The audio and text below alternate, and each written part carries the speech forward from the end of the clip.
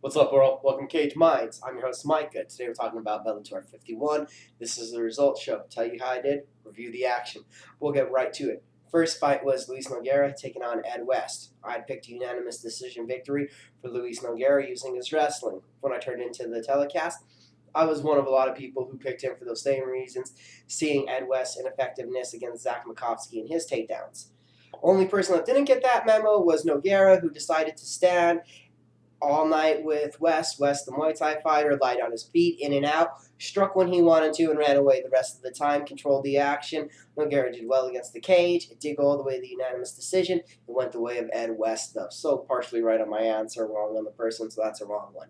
Next fight we had was Chase Beebe, former WEC champion, taking on Marcos Govoa, who had an impressive Bellator debut against Joe Warren. All that being said, I thought the veteran BB would win a unanimous decision. Thought he would be tougher. That was not it. Both men went for a lot of submissions. It was a lot of fun.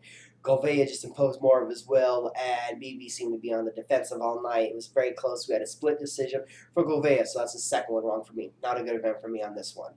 Next one we had Wilson Hayes taking on Eduardo Durantes.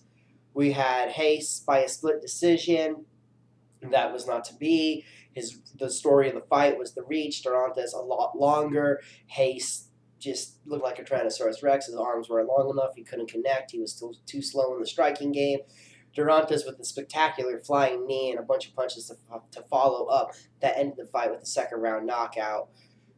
So that's my third wrong of this event. Like I said, a tough one for me. Now we get to, which was the final, bantamweight quarterfinal, Alexis Vila versus Joe Warren. Joe Warren is also the Bellator featherweight champion. He has a history of taking a lot of abuse in the first round, but coming back to win decisions.